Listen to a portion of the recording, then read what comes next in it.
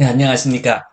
아, 오늘은 제가, 아, 태양광 발전 사업이, 우리 국가, 차원에서, 진행이 돼야 하는 상황인데, 에, 태양광 발전 사업에서 여러 가지 문제가 많이 생겼어요.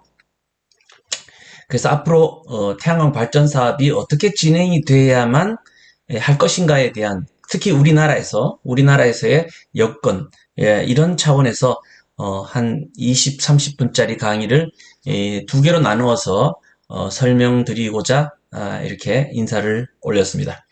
저는 영남대학교에 재직하고 있는 정재학 교수입니다. 아, 제목을 보시면 태양광 발전 사업이 사실은 도시에서 일어나기는 굉장히 땅값이 비싼 우리나라로서는 굉장히 그 곤혹스러운 사업입니다. 이 서구 특히 유럽이나 미국이나 또는 그 동남아시아의 경우는 그 땅의 가격이 그다지 우리나라만큼 그렇게 그 전체적인 어떤 사업 규모에 비해서 크지 않기 때문에 땅의 그 문제는 사실상 큰 문제가 아닙니다. 그런데 우리나라는 여러분도 다 아시다시피 땅의 가격이 너무 비싸기 때문에 이 태양광 발전 사업을 하기 위해서는 땅 문제가 가장 첫 번째 대두되는 문제입니다. 그래서 채산성이 나오질 않죠. 그러다 보니까 어디로 갔냐면은 산으로 갔습니다. 사공이 많으면 배가 산으로 간다 그러는데 이 우리나라에서는 태양광이 산으로 다 갔어요. 그 이유는 땅값이 싸기 때문이었습니다. 그랬더니 어떻게 됐습니까? 상당히 경사면에 태양광 발전 많이 돼 있죠. 여러분도 지금 고속도로 가보시면은 어떻습니까? 아주 그 흉물스럽게 태양광이 울퉁불퉁한 산에 그야말로 가지런하지도 않아요. 울퉁불퉁하게 삐쭉삐쭉 엉망진창으로 꼭 뭔가 무너져 내릴 듯한 태양광 발전이 많이 이루어져 왔던 것이 사실이죠. 네, 여러분도 많이 보실 거예요. 에, 가장 큰 문제는 땅값이 제일 큰 문제고 두 번째 문제는 그 허가권이에요. 그런 허가권에 대해서 적절한 지역에다가 허가를 해줄 수 있는 공무원의 역량, 그것이 아직은 부족하다. 그래서 서류적으로 그 허가에 대한 부분을 공무원들이 취급을 하고 있다는 거죠. 현장 방문을 하지 않아요. 이 현장이 적합한지를 보질 않습니다. 그러다 보니까 임야에 많이 생겼어요. 임야에 많이 생기다 보니까 그런 흉물 부분이 있고, 그 다음에 또 어떤 문제가 있습니까? 우리나라의 대부분의 임야는 다 그 수목이 자라 있죠.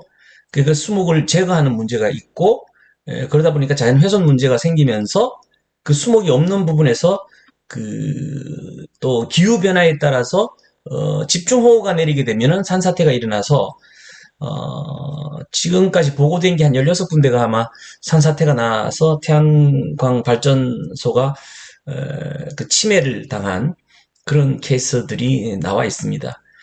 그런 부분들에 대해서 문제가 생기는 거죠. 자, 그렇게 된 이유는 결국은 이 채산성 문제 때문에 땅값이 싼 임야로 갔기 때문에 생기는 문제입니다. 그래서 이제 정부가 부랴부랴 임야에다가 태양광 발전할 때는 그 REC라 그래서 소위 탄소 배출권에 해당하는 그 가격을 곱하기 0.7 정도로 해가지고 채산성을 낮춰버렸습니다. 그러다 보니 임야에는 더 이상 이젠 이거 설치해가지고 돈이 남는 장사가 아니다. 그래서 이제 철수를 하게 됐습니다. 그 다음에는 어디로 갑니까? 그 다음 땅값 싼 농촌 지역으로 합니다. 그런데 이제 이 현 정부의 방침은 그 대규모의 태양광 발전을 대자본 혹은 대기업이 설치를 해서 거기에 그 소위 REC라는 어떤 그 배출권이라는 것도 결국은 발전세, 발전에서 나오는 어떤 어떻게 보면은 이 국민 세금에 해당되겠죠. 우리가 전기 값을 뭐 전기 세금은 아닙니다. 전기료를 물고 우리가 전기를 쓰는데 그 발전사들이 이것을 감당하게 되어 있습니다. 그럼 결국 궁극적으로 본다면은 우리 전기료를 내는 우리 국민들의 주머니에서 나오는 건데 그거를 대자본이 가져가는 것은 바람직하지 않다. 에, 그렇죠? 그러다 보니까 농촌으로 갔으면 좋겠다라는 것이 현 정부의 바람이었어요. 그래서 농촌, 농가형 혹은 농촌형 태양광 발전이라는 말이 나오게 됐고 거기에 여러 가지 문제가 생기게 됩니다. 그래서 오늘은 그 논리를 제일 잘 안착시키기 위해서는 이것이 가야 할 길이 어떤 길인가에 대해서 제가 설명을 드리고자 하는 바입니다. 우선 이제 목차를 살펴보면 첫 번째는 태양광 발전과 농촌의 현실입니다. 이렇게 농촌으로 태양광 발전이 자꾸 진입을 하게 되는데 현실은 어떤가를 한번 들여다봐야 되겠다. 현실을 들여다보고 나서 그 다음에 이 농촌에는 어떤 형태의 태양광 발전이 적합한가, 어떻게 해야지만 농민들이 태양광 발전으로부터 적절한 수익을 얻으면서 소위 지금 정부가 생각하고 있는 이 소위 국민 세금과 다름없는 발전량 플러스 그 보존 차액제, 소위 이 탄소 배출권에 해당하는 REC 가격을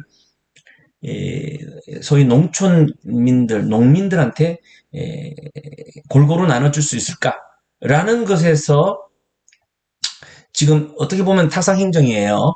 농촌형 태양광을 하면 되겠다라고 생각해서 농촌형 태양광으로 계획을 막 세웠는데 그 결과가 그게 아니었다는 거죠. 그래서 뭐 어떻게 그 결과가 아니었는지 현실적인 부분. 그 다음에 이제 그것이 제대로 농촌 지역으로 흘러가려면은 어떻게 해야 되겠느냐 하는 어떤 방법으로서의 영농형 태양광 발전이라는 부분에 대해서 설명을 드리고요. 이것에 대한 세계적인 어떤 사례, 이런 어떤 새로운 형태의 태양광 발전 사업이 이게 잘 지속 가능하지 않거나 뭐 여러 가지 문제점이 많거나 이렇게 되면은 또 문제이기 때문에 우선 우리나라 내부에서도 문제지만 바깥에서는 어떻게 하고 있는지, 바깥에서 그동안에 얼마나 많은 검증을 해왔는지 그런 부분. 그 다음에 이 농촌 태양광과 영농형 태양광이라는 것의 실질적인 다른 면은 뭔지. 그 다음에 마지막으로 이 영농형 태양광 발전이라는 것에 의구심이 많아요.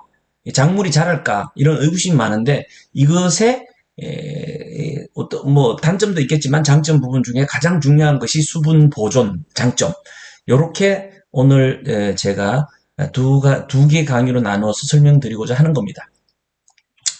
우선 농촌의 현실을 알려드리겠습니다. 이건 제가 말씀을 안 드려도 웬만큼은 다 아실 테지만 그래도 어떤 이런 기록적인 걸로 보신다면 여기 2017년이거든요. 17년에 농립어업조사, 농업 부분의 농립어업조사에 따르면은 농가는 현재 1000만, 10만, 100만 가구다.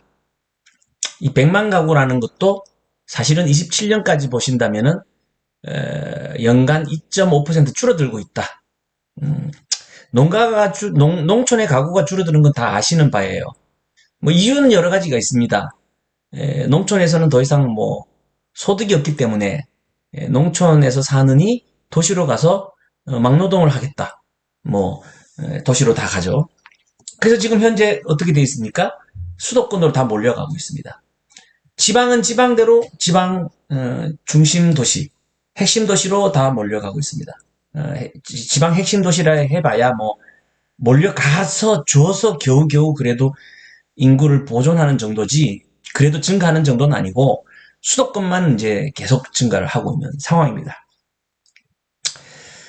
그 이유 중에 하나는 이제 나이가 많으신 분들은 도시로 가서 다시 도시 생활에 적응하기 힘들어요. 그러니 울며 겨자 먹기로 그냥 시골에 소위 그 농촌에 앉아가지고 계속 농사를 지십니다. 그러다 보니 젊은 사람들은 다 떠나가고 고령 인구만 남았어요. 그래서 65세 이상의 비율, 고령 인구 비율은 매년 늘어납니다. 이렇게 매년 늘어나서 65세 이상이 뭐 한 42.5% 되는데 그게 매년 2.2%씩 늘어나는 거죠. 늘어나고 있어요. 그래서 종합적으로 본다면은 농가의 인구는 어떻게 되느냐? 줄고 있죠. 농가는 이렇게 차츰차츰 약 한 3% 정도를 씩 줄고 있습니다. 그래서 지금 어떤 얘기가 나왔습니까? 농촌 공동화 라는 얘기가 이제 새로운 신조어로 나오기 시작했습니다. 사실은 이건 벌써 일본 경우에 이미 진행됐던 얘기예요. 우리가 일본을 따라간다고 보시면 됩니다. 그래서 지금 뭐라 그랬습니까? 전라남도의 어떤 군과 우리 경상북도의 군위군하고 몇 개 군이 지방 공동화에 가까이 와 있다. 이런 이제 얘기들이 많이 나옵니다. 지방 공동화의 이 수치가 있어요. 기준 수치와. 뭐, 새로 태어나는 인구는 얼마며, 나이, 돌아가신 인구는 얼마며, 그 다음에 나이 분포는 어떻게 돼 있고, 이거에 대해서 퍼센테지가 있어요. 직업 이런 거 하고 해가지고, 분류하는 방법이 있어요. 그래서 지방 공동화의 위기가 제일 먼저 오는 데는 이런 어떤 남쪽 수도권과 멀리 있는 수도권으로부터 많이 떨어져 있는 지방에 있는 농촌이다. 이 나와 있죠. 그 다음에 이제 그럼에도 불구하고 판매 금액이 1억 원 이상인 농가의 비율은 증가하고 있어요. 이건 또 어떤 의미겠습니까? 그 조금 있는 농토들이 이제는 나이가 연로하신 분들이 더 이상 농사를 못 짓고 내놓기 때문에 그것을 다 받아가지고 크게 농사 짓는 사람만 살아남고 있다. 이 지금 대비는 이제 1년간 대비인데 2016년 여기 보시면 16년에 대해서 17년 어떻게 됐냐는 걸 보여드리는 거예요. 요거 0.2%씩 늘고 있다. 사실 귀농 하고 있어요. 하고 있고 귀농을 해서 1억 이상 버는 농가 생기고 있어요.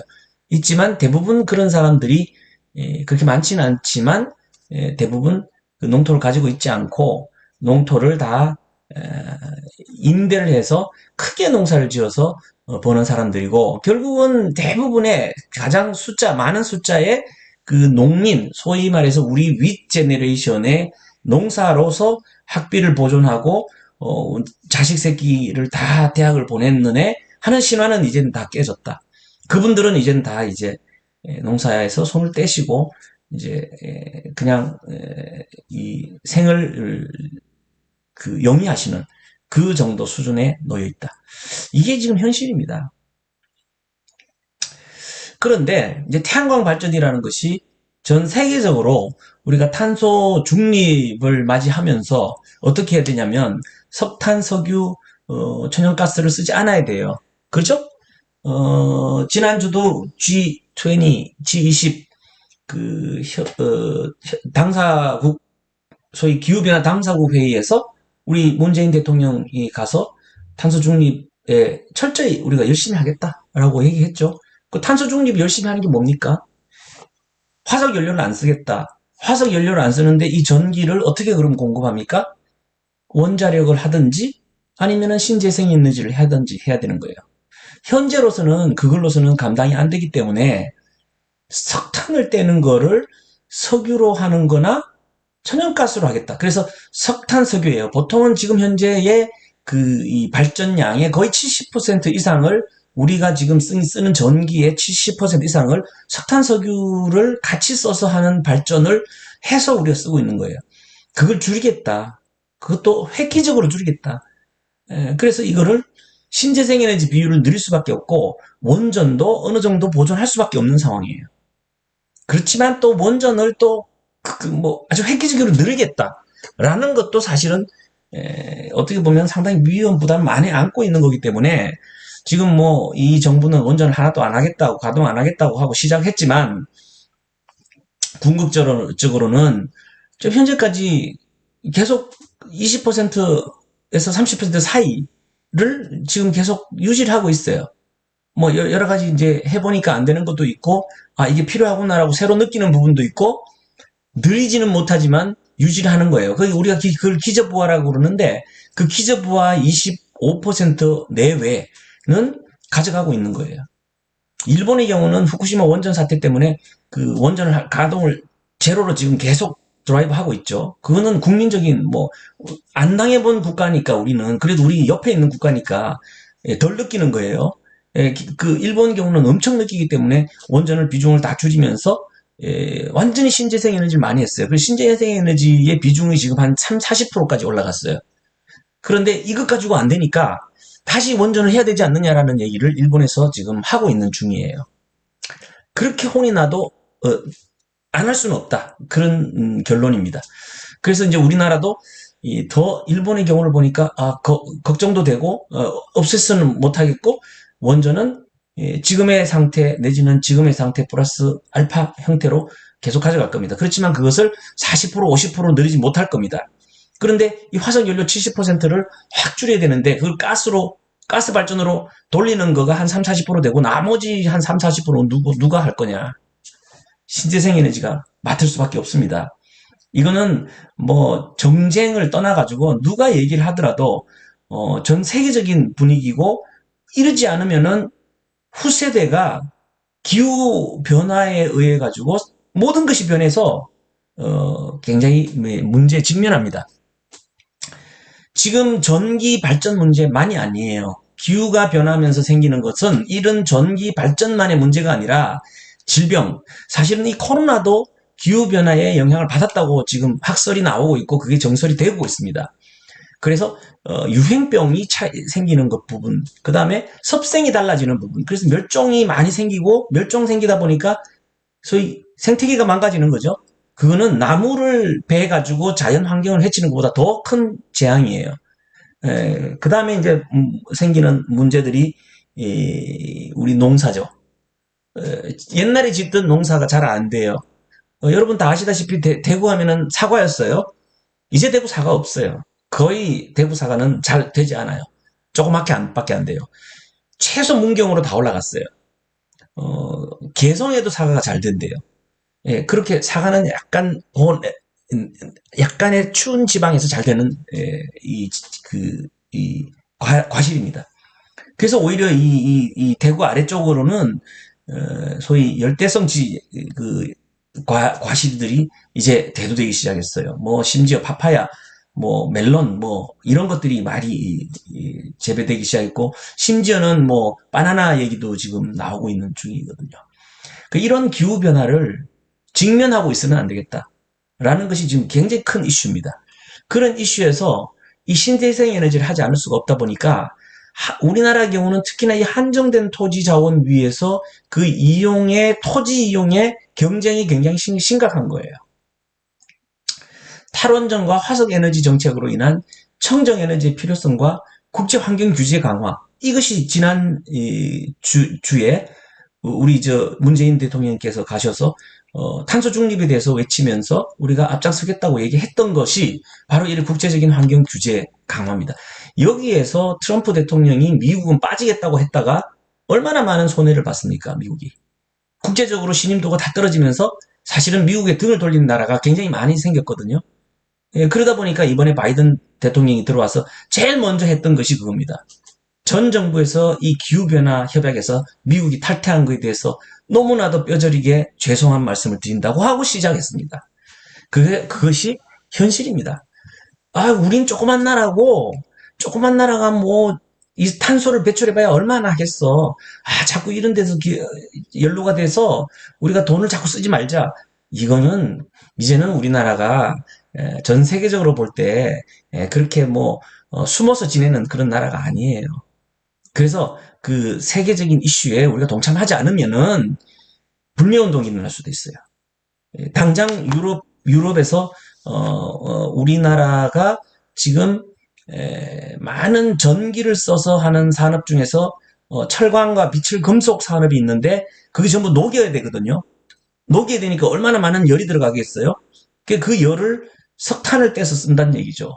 또는 석탄을 떼서 만드는 전기를 쓴다는 얘기죠. 그래서 지구온난화를 역행하는 거에 대해서 세금을 매겠다. 이게 지금 유럽에서 나온 얘기고, 그거 내후년부터 이제 적용을 하면은, 뭐 우리나라의 소위 철값은 지금의 2배가 된다는 얘기가 있습니다.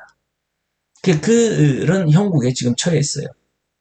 그러다 보니 우리가 신재생 에너지 안 할 수가 없고, 이 조그마한 나라가 대부분 70% 이상이 산인데 여기에 신재생 에너지 할 게 뭐가 있냐면 사실상 현재로서는 풍력과 태양 전지밖에 없어요.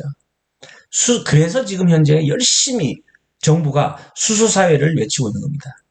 수소사회, 수소를 가지고 하게 되면 이 땅에 좀 제한을 덜 받습니다. 소위 자연에서 오는 에너지가 아니고 수소는 새로운 원료거든요. 그래서 이게 재생에너지가 아니고 신에너지거든요. 그래서 수소를 어떻게 잘 만드느냐 하는 거는 과학기술에 달린 거예요. 우리가 잘할 수 있는 건 과학기술이다 이거지. 그래서 수소에 대해서 아주 생산하고 이걸 쓰고 해서 전기를 만들고 하는 기술 개발을 하는 것이 우리가 더 빠르다는 거고, 이 기술 개발에 있어 가지고 중국이 따라오는 거를 막아내는데 더 우리가 용이하다는 겁니다. 그래서 우리나라가 수소 얘기를 많이 하고 있는데, 지금으로서는 그 수소를 가지고 신재생 에너지를 만들고 하는 것은 너무 돈이 많이 들고 아직까지는 개발해야 될 과제가 너무 많습니다. 현재 당장 급한 것은 어쨌든 재생에너지인데, 이 재생에너지는 이게 자연의 힘을 빌어야 되기 때문에 그만한 토지가 필요하고 그만한 공간이 필요하고 그만한 어떤 인프라가 필요한 겁니다. 그러다 보니까 태양광 발전소는 토지 가격이 저렴하고 넓은 면적을 이용할 수 있는 임야로 막 가가지고, 지금 요 빨간색이 뭐냐면 이게 지금 태양광 발전이 들어선 자리를 점으로 찍은 거를 표현하는 겁니다. 그래서 산으로 많이 가 있어요, 이렇게. 요 보시면은 산림청 조사에 의하면 이 태양광 발전이 일어난 이 킬로와트 숫자, 이 면적인데요. 면적이 2010년부터 시작해서 2017년까지 이렇게 늘고 있는 거예요. 이거는 더 이상 안 되겠다는 거죠. 산으로 가면 지금 산지의 경관 파괴와 산지 훼손과 산사태, 토사 유출 등 문제점들이 많이 있어요. 그래서 지금 아까도 말씀드렸지만 이 규제를 강하게 만들었다 그랬죠. 이제는 더 이상 산으로 갈 수가 없어요. 자, 그럼에도 불구하고 정부는 2017년도에 17년도 발표된 겁니다. 그런데 최근에 발표된 거 이보다 더합니다. 풍력과 태양광 중심으로 재생에너지 비율을 목표를 달성하겠다는 얘기를 했어요. 그래서 이거를 재생에너지 3020 이행 계획이라 해서 재생에너지 비중을 2030년에 전체 발전 비중이 20% 가져가겠다. 이 30년도에 예상되는 20%는 63.8기가와트예요.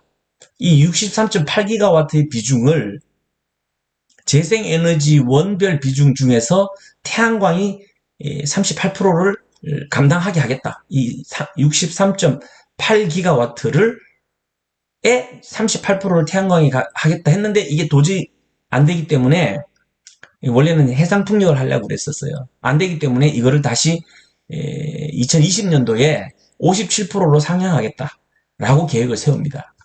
그래서 이 재생에너지 비율은 16년도가 7%인 것을, 사실 7%도 이게 폐기물이 한 반이에요.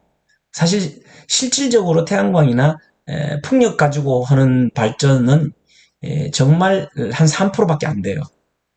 그런데 이거를 22년도에 10%, 30년도에는 20% 가져가겠다고 하니 약 10배 정도를 해야 됩니다. 지금의 10배 정도를 해야 되는 상황입니다. 그 용량으로 따지자면 현재 13.3기가와트인데 63.8기가와트까지 가겠다. 자, 63.8기가를 어떻게 갈 거냐? 2017년도에 풍력 8%, 태양광이 38%예요. 지금 현재 15.1기가와트예요. 그 다음에 기타가 반 넘죠? 이 기타 반 넘는 게 뭐예요? 폐기물이에요, 폐기물.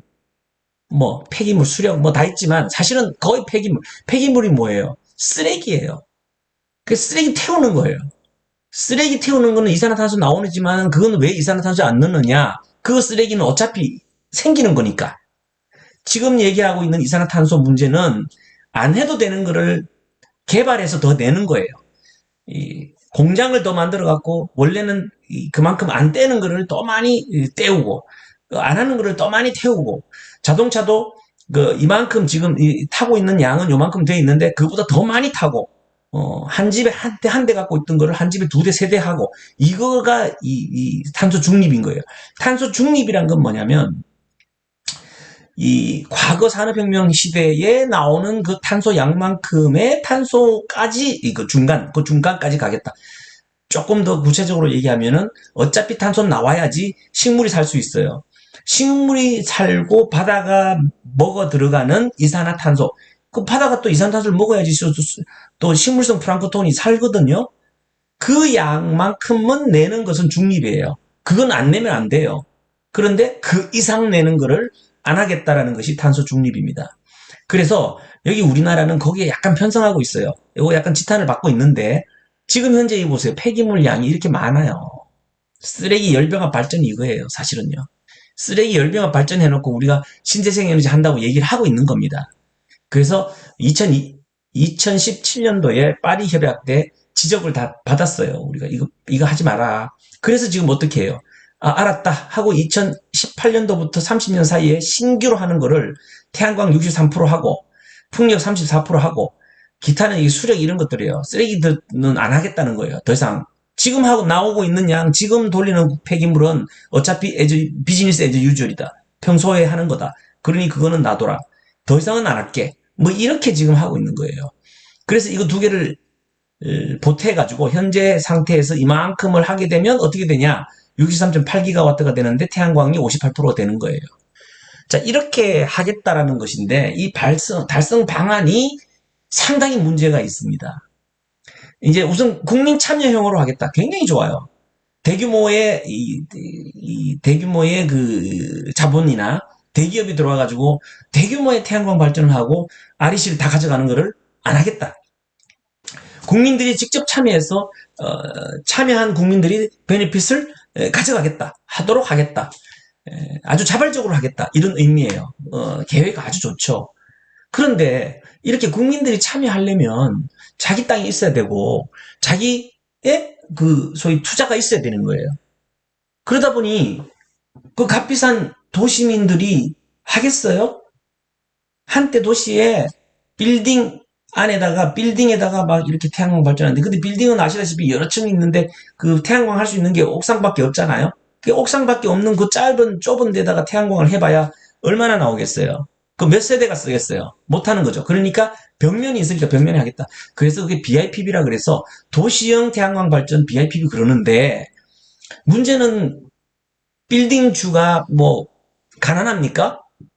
빌딩을 갖고 있는 분들이 거기다가 태양전지를 붙여갖고 거기 나오는 전기값을 가져가고 싶겠습니까?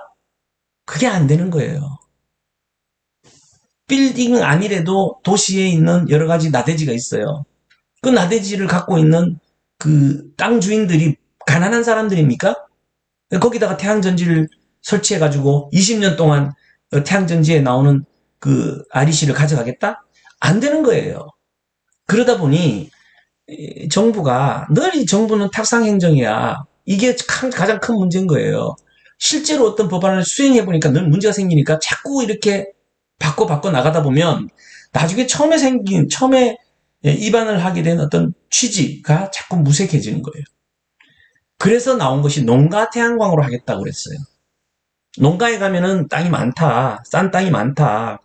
농촌 사람들이 이게 땅을 이렇게 땅에다가 태양광 해가지고 거기다 발전 차익해가지고 돈 벌게 하겠다가 19.9기가와트라는 거예요. 대규모 프로젝트는 여전히 하고 있으니까 이제 28.8기가는 이건 대자본이에요. 이건 어쩔 수 없이 비즈니스 에즈 유주얼 가는 대로 가는 거예요. 그런데 이런 농가 태양전지의 또 한 가지의 핵심은 염해농지라 그래서 우리 서해안에 그 바닷물이 들어차가지고 뭐 해일이 일어나고 해서 이 농토가 바닷물로 오염이 될 경우에 농사가 잘 안 되니 염해농지를 전용을 시켜서 염해농지 또는 간척지, 이게 아주 소금이 많잖아요. 소금기가 다 빠질 때까지 소위 한 20년 정도를 보고 농업진흥구역 내에까지도 포함해서 이게 1.5 15,000 헥타르가 좀 된답니다. 이 15,000헥타르를 농토를 없애고 태양광 발전을 하겠다. 이게 정부 계획인 거예요. 그 다음에 일반 농지도 그 농업진흥구역, 소위 그 보존지 중에서 1급지, 그 소위 말하면 우리가 경지 정리가 완성된 1급 농지, 절대 농지라 얘기합니다. 여기에는 하지 않되 그 외의 농지에는 그 외의 농지가 68만 헥타르다. 여기다 하겠다. 그 다음에 농업용 저수지 등등의 188만 헥타르의 수중 태양광, 수상 태양광을 하겠다. 이게 이제 지금 여기 보시면 산업부에서 지금 만들어낸 거예요. 자, 이렇게 만들어내다 보니까 여기 뭐 대규모 프로젝트는 여기 나와 있고 쭉 나와 있죠. 이렇게 해갖고 이제 얘네들이 이거를 36기가와트를 만들고 합해갖고 68, 이런 이 계획을 세운 거예요. 그러니까 이렇게 계획을 세우는 거는 이거는 탁상 행정이죠. 예, 농토가 얼마인지 그냥 그 서류 보고 한 거예요. 그 다음에 우리 한번 생각해 보자는 거예요. 그 농지에 태양광이 올려지겠느냐라는 거죠. 또 태양광이 올려졌을 때 어떤 문제가 생길 거냐는 얘기죠. 이게 굉장히 복잡한 문제가 됐습니다. 이거에 대해서 정부는 사실은 그래서 우리 전문가들이 필요한 겁니다. 전문가와 현장에서 직접 부딪히는 사람들에 대한 의견에 대해서 귀를 기울여야 되는 거예요. 이제 와가지고 정부가 이게 안 되고 있으니까 뭐 이러쿵저러쿵 난리 법석인 거예요. 자, 염해농지를 다 태양광 하겠다. 아, 이거 변경해주겠다. 농지를 일반 잡종지로 태양광 할 수 있는 부지로 해주겠다. 15,000헥타르다. 엄청난 숫자죠. 이걸 계획을 세웠는데 문제는 그 염해농지에 이 계획이 탁 발표되자마자 어떻게 됐어요? 대자본들이 이 염해농지를 막 샀어요. 헐값에. 이거 태양광 발전하려고. 그랬더니 그 다음 어떻게 됐어요? 거기에 농사를 짓고 있는 소작농들이 반대를 했어요. 그래서 농민들이 다 지금 반대하고 이거 발전해가지고 가져가는 게 농민들이 베네핏을 가져가는 국민 참여형이 아니라 대자본형이 돼버렸어요. 이러다 보니 농민들이 띠를 두르고 우리 농촌의 태양광 반대 이 얘기가 된 거예요. 그러니 이제 그 다음에는 급해졌어요. 정부가 뭘 해야 될까? 허둥지둥 이런 상태가 돼 있는 거예요. 이렇게 되면 뭐가 되냐면 설사 이게 태양광 발전이 되더라도 대자본에 의한 태양광 발전이 될 거고, 두 번째는 농민들이 그나마 농사를 짓고 있던 땅이 다 대자본들이 와가지고 매집을 해가는 거예요. 염해농지니까 대자본이 와서 사자 그럼 뭐 대장동하고는 다르겠지만은 뭐 이렇게 하면 다 이제 파는 거예요. 농민들이. 그럼 그 대자본들이 매집을 되면은 이 결국은 대자본으로 돌아가는 거고, 그렇게 되면은 여기 다 태양광 깔게 되면은 그 땅들이 소위 대자본 내지는 도시민들의 땅인데 거기에 소작을 하고 있던 농민조차도 이제는 내몰려서 소작을 못 하는 거예요. 가장 큰 문제는 결국은 우리나라의 농토가 없어지는 이유가 바로 이런 이유다는 거죠. 농토가 없어지다 보니까 어떻게 되죠? 식량 안보가 해결이 되지 않습니다. 자, 그래서 이런 문제들이 도미노처럼 이어지고 있는 겁니다. 자, 정부 정책 및 그 부작용이 지금 설명드린 대로 신재생에너지 상봉 20 계획에 의해서 2030년까지 20% 확대하겠다 해서 10기가와트의 소위 농업 분야 태양광 발전해서 여기는 농촌 태양광하고 영농형 태양광이 포함된 겁니다. 을 하겠다고 계획을 수립을 했어요. 이제 앞으로 이제 농촌 태양광은 뭐고 영농형 태양광은 뭔지를 설명을 드리겠습니다. 자, 그러다 보니까 2014년 이후에 농지 전용 면적, 농지 전용이라 하는 것은 농지였다가 다른 잡종지 내지는 태양광 발전지로 바뀌는 걸 얘기하는 거예요. 그게 자꾸 증가를 하고 있어요. 농업진흥구역 내의 전용 면적이 연간 한 2,000헥타르씩 감소되고 있어요. 경작지는 더 크게 감소되고 있습니다. 그래서 새로운 재생에너지와 농업이 이제 토지 이용에 경쟁을 하고 있어요. 하나는 이거 농사를 지어서 식량을 만들까? 아니면 전기를 만들까? 이게 막 경쟁을 하고 있는 거예요. 왜냐하면 전기를 만드는 거는 전 세계적인 추세로서 우리나라가 해야 되는 일이고 땅은 없고 여기다가 재생에너지를 만들어 발전을 하니 뭐 세계적으로는 면이 서겠지만 우리 농토는 뺏기기 때문에 농토에서는 식량 안보가 안 되는 거예요. 그래서 이거를 이대로 둘 수는 없다. 그래서 새로운 농업 분야의 태양광 발전 사업 모델이 절실합니다. 여기 보시면 농토가 경지 면적이 줄어드는 추이가 나오고 있어요. 많게는 2%, 적게는 1.5% 연간 농토가 이렇게 줄어들고 있어요. 특히 여기 보시면은 임야에 설치된 게 제일 많아요. 아직은요. 총 개발 면적이 임야가 제일 많고 61%고요. 농지가 20%나 됩니다. 기타 염전, 기타 뭐 등등 농지 안에 염해농지 포함되어 있습니다.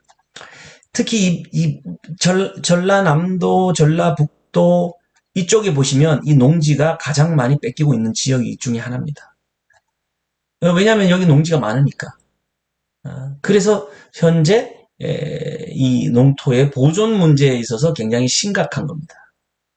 자, 그래서 지금까지가 이 현재의